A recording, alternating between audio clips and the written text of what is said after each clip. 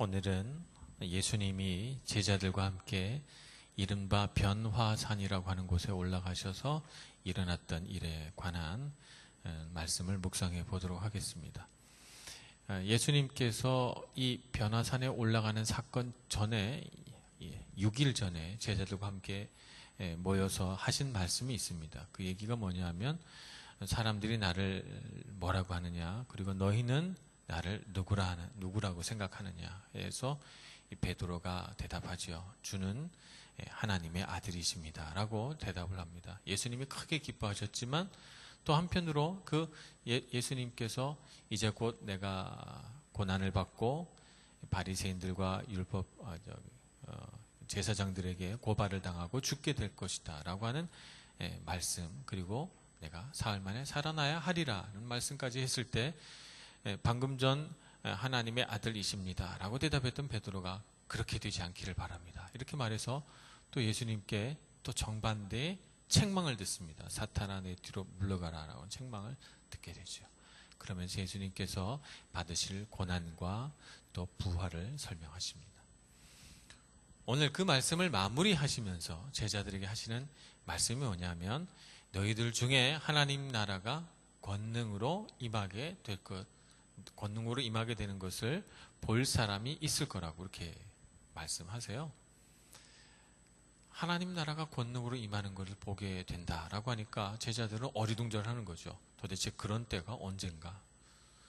근데 바로 6일 뒤에 그런 일이 일어나게 되죠. 예수님께서 3명의 제자만 따로 떼어서 산에 올라가셨는데 하나님의 나라가 권능으로 내려오는 것을 보게 됩니다. 그래서 사람의 힘으로는 더 이상 휘어질 수 없을 만큼 옷이 새하얘지고 그리고 형언할 수 없는 황홀함과 찬란한 영광이 하늘로부터 내려오는 것을 보게 됩니다. 그래서 모세와 엘리야와 예수님이 마치 구름 속에서 이렇게 거닐면서 대화를 하시는 것 같은 장면을 보게 돼요. 놀라운 장면이죠. 이 장면을 보고 넋이 나간 이 3명의 제자들은 그 중에 베드로라고 하는 사람은 주님 여기가 우리가 줬사오니 여기에 초막을 몇 개 지어서 우리가 다 여기서 살았으면 좋겠습니다. 이렇게 대답을 해요. 얼마나 좋았는지 그냥 여기서 살고 싶은 거예요. 여러분 그런 경험을 해본 적 있으세요? 말할 수 없는 그런 황홀함과 기쁨 이런 것들을 경험해 보신 적이 있습니까? 우리가 이 세상을 살아가면서는 참 좀처럼 경험하기 어려운 그런 경험을 예수님의 제자들은 했습니다. 참 축복된 일이죠. 하나님을 믿으며 살아가다 보면 우리에게도 가끔씩 형언할 수 없는 그런 기쁨과 감격이 찾아오는 때가 있어요. 하나님 나라가 권능으로 내려오는 것 같은 그런 베드로가 목격했던 그런 장면은 아닐지라도 그러나 우리에게는 그런 순간이 있습니다. 저는 그것을 예배의 순간이라고 말하고 싶어요. 하나님께서 우리를 만나주시는 순간이 바로 그와 같은 순간이라고 생각하기 때문입니다. 저는 가끔씩 찬양을 할 때 하나님께서 우리를 만져주신다, 만나주신다 이런 생각을 합니다. 그래서 찬양할 때가 저에게 있어서 가장 행복해요. 가끔씩 저 혼자서 개인 예배를 드릴 때가 있어요. 기타를 치면서 제 사무실에서 혼자 개인 예배를 드리다 보면 갑자기 어떤 찬송에 마음이 확 꽂혀가지고 그 찬송을 무한 반복을 하다가 저 혼자 펑펑 울어본 적이 있습니다. 저는 그 순간이 바로 하나님이 저를 대면한 순간이라고 생각을 해요. 여러분들에게도 그런 순간이 있었을 걸로 생각을 하고 아마 저보다 훨씬 더 멋진 영광의 순간들을 맛보시면서 이 세상을 살아가실 거라고 생각하고 또 축복합니다. 하나님을 만나는 순간만큼 우리를 행복하게 하고 충만케 하고 가득 채우는 순간이 없어요. 우리가 이 세상을 살아가면서 여러 가지 것에 우리가 만족함을 얻기를 원합니다. 신제품이 나오면 신제품 사고 싶어요. 핸드폰 신제품 나오면 요즘에 또 휘는 게 나온다니까 휘는 건 또 언제 나오나 사고 싶죠. 또 우리가 인터넷에서 아주 재미난 동영상이나 이런 거 있으면 같이 공유해서 보고 싶고 그 순간을 즐기고 싶어요. 또 좋은 사람을 만나면 그냥 같이 있는다는 것 자체만으로도 너무 행복하고 좋을 때가 있어요. 그리고 우리가 정말 멋진 광경, 아름다운 풍경을 볼 때나 그럴 때도 우리 마음이 굉장히 행복하고 좋지만, 그러나 하나님께 예배하는 순간에 비견할 수 있을까요? 하나님께 예배하면서 찬송하면서 하나님께서 내 얼굴을 봐주고 계신다라고 하는 그 느낌 속에서 내 마음이 꽉 차오르고 정말 벅차오르는 그런 순간만큼 우리를 기쁘게 하고 황홀하게 하는 순간이 있을까요? 정말 그런 순간을 한순간만 경험하게 된다면 정말 좋겠다 하는 이런 마음을 갖습니다. 저는 예배하고 찬송할 때마다 그런 순간이 예배하는 순간마다 오기를 원해요. 정말 그런 감격을 매일매일 누리기를 원합니다. 여러분들도 그렇게 되시기를 축복합니다. 하나님의 얼굴을 보는 순간 우리 안에 있던 근심과 걱정, 우리 안에 있던 여러 가지 아픔과 상처, 내 안에 채워지지 못해서 늘 정말 그 모자람 때문에 움켜쥐면서 살아갈 수밖에 없는 그 빈 공간을 하나님께서 꽉 채워주시면 정말 우리가 그 순간만큼은 우리가 만족하고 기뻐하게 되고 우리 안에 많은 것들이 힐링이 되고 회복되는 것을 느끼게 됩니다. 이런 순간이 우리에게 많이 경험될수록 우리의 마음은 더 크게 자라게 되고 우리의 내면은 더 단단해지고 우리는 말씀 앞에 더 경건한 마음으로 서게 됩니다. 여러분들도 그렇게 되시기를 바랍니다. 예수님의 제자들은 이런 광경을 처음 목격했어요. 처음 경험을 하고 예수님과 동행하면서 그런 광경을 경험하고 나니까 너무 정신이 없어서 막 무서워지기까지 했어요. 이 황홀한 광경을 견딜 수가 없어서 무서워지기까지 했습니다. 그런데 마침 그때에 구름이 그들을 덮으면서 구름 속에서 한 목소리가 들립니다. 어떤 목소리인가 하면 이는 내 사랑하는 아들이니 너희는 그의 말을 들으라, 이렇게 말씀하십니다.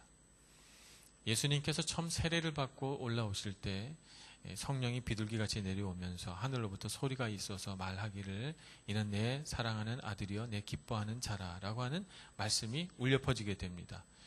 그런데 오늘 이 말씀도 비슷해요. 이는 내 사랑하는 아들이니 까지는 같고 뒤에 말씀이 다르죠. 너희는 그의 말을 들으라, 이렇게 말씀하지요.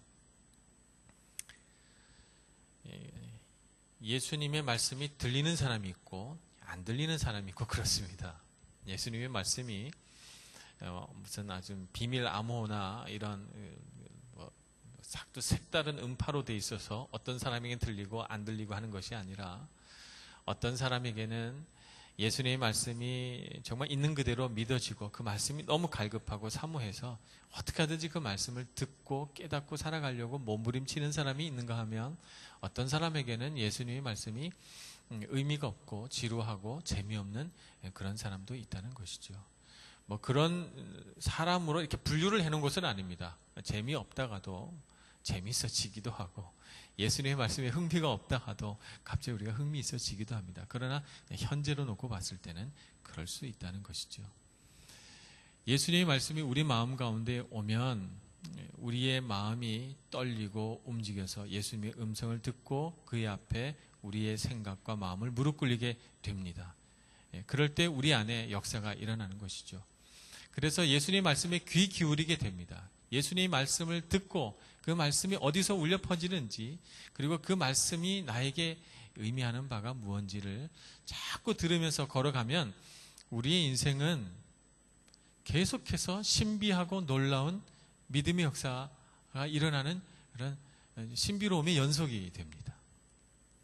그러나 말씀을 듣고 귀 기울이지 않고 이 세상을 살아가면 내 힘으로 살아가게 되니까 자꾸 부대낍니다. 너무 힘들고 어렵고 실패를 경험하면 다른 때보다 더 좌절하게 되고 인생이 짐이 무거워서 내 인생이 왜 이렇게 힘든 걸까 이런 생각을 하게 됩니다. 인생을 가장 행복하고 아름답게 살아가는 비결은 예수님의 말씀을 잘 듣고 그 음성을 쫓아서 살아가는 것입니다. 예수님의 말씀을 듣는다고 하는 것은 참 큰 축복입니다. 이 말씀을 들을 때는 먼저 우리의 마음이 예수님을 향해서 100%로 향해져 있어야 돼. 제가 전에 언제 한번 말씀을 드린 적이 있습니다만, 불순종이라고 하는 것은 100% 불순종이라서 불순종이라고 말하지 않는다고 말씀을 드렸어요. 부분 순종을 불순종이라고 하는 것입니다. 하나님께서는 우리의 마음을 100%를 원하세요.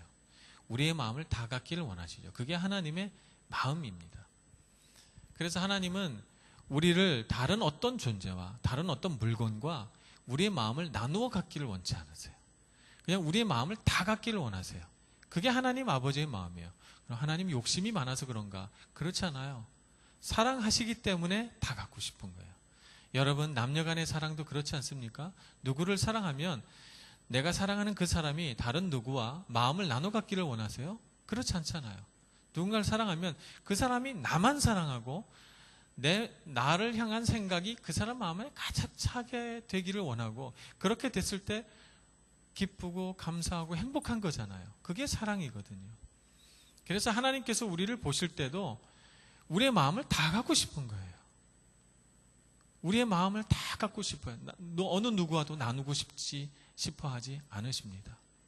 그런데 우리의 마음이 나뉘어서 하나님을 향해서 한 절반 떼어드리고 나머지 절반은 다른 곳에 우리의 마음이 가 있어서 하나님께 절반만 순종한다든지, 혹은 하나님께 한 80%만 드린다든지, 그리고 20%의 마음, 20%의 나의 생각은 다른 곳에 두고 있으면 하나님은 그것을 충성하지 않는 것으로, 하나님의 사랑에 대한 불충성, 불순종으로 보는 것입니다. 그래서 우리는 어떻게 해야 되는가? 마음을 다 드려야 돼요. 그것이 예배고, 마음을 다 드리는 것을 통해서 우리는 하나님을 만나게 되고, 그 하나님을 만나는 순간을 경험함으로써 우리의 마음이 충만해지는 것이죠. 그래서 하늘에서 소리가 있어 말씀하기를, 이 말씀은 예수님을 향해서 하신 말씀이 아니지요. 예수님의 제자들을 향해 하신 말씀입니다. 이는 내 사랑하는 아들이니 너희는 그의 말을 들으라. 그분을 향해 우리의 마음을 드리고 그분의 목소리에 귀를 기울이고 그분 앞에 나아가서 정말 신령과 진정으로 예배하게 될 때, 그럴 때 우리에게 충만함이 있고, 그럴 때 우리 하나님 나라가 우리를 향해 임하여 내려오는 것을 보게 된다는 것입니다. 예수님의 제자들은 안타깝게도 그 모든 것들을 깨닫지 못하고 그날의 일을 그냥 머릿속에 이런 일이 있었지 하고 잊어버립니다. 그리고 길을 내려오다가 예수님께 질문하게 되죠. 여러 가지 궁금한 것들이 많고 질문할 것들이 많은데 예수님의 제자들은 어떻게 질문해야 될지를 몰랐던 것 같아요. 그래서 예수님께서 하신 말씀을 이해하지 못합니다. 예수님께서 이렇게 내려오시면서 제자들이 질문하기 전에 한 말씀을 먼저 하셨죠. 이제 죽은 자 가운데서 살아나신다, 이런 얘기를 합니다. 이 말씀은 예수님께서 처음 하신 말씀이 아니에요. 제가 서두에 말씀드린 것처럼 이미 베드로가 고백했을 때 예수님께서 얘기하셨어요. 고난을 받고 죽임을 당하고 다시 살아나야 하리라 라고 하는 말씀을 하셨는데 제자들은 잊어버린 거예요. 그 말씀을 듣고 사탄아 물러가라 라고 하는 이런 책망까지도 들은 베드로도 까맣게 잊어버리고 오늘 뭐라고 이야기를 하는가 하면, 예수님의 말씀을 마음에 두며 서로 문의하되 죽은 자 가운데서 살아나는 것이 무엇일까 하고 질문합니다. 그리고는 엉뚱한 질문을 하게 되는데, 엘리야가 온다고 했는데 정말 왔습니까? 라고 물어보게 됩니다. 엘리야는 승천한 사람이죠. 하늘로 승천한 사람입니다. 모세는 어떤 사람인가요? 모세는 죽었지만 그 무덤이 없다고 해서 모세도 하나님께서 거두어 가셨다, 이렇게 구약 성경에서는 전설로 생각을 합니다. 이 두 사람의 특징은 이 땅 위에 그 사람의 시체가 없다는 거예요. 그래서 엘리야는 올라가서 다시 내려온다고 했어요. 성경에는 기록되어 있지 않지만 다시 온다 하는 말씀을 유대인들은 굳게 믿고 있었던 것이죠. 그래서 죽은 자 가운데서 살아난다고 하니까 그럼 엘리야에 대한 말씀인가?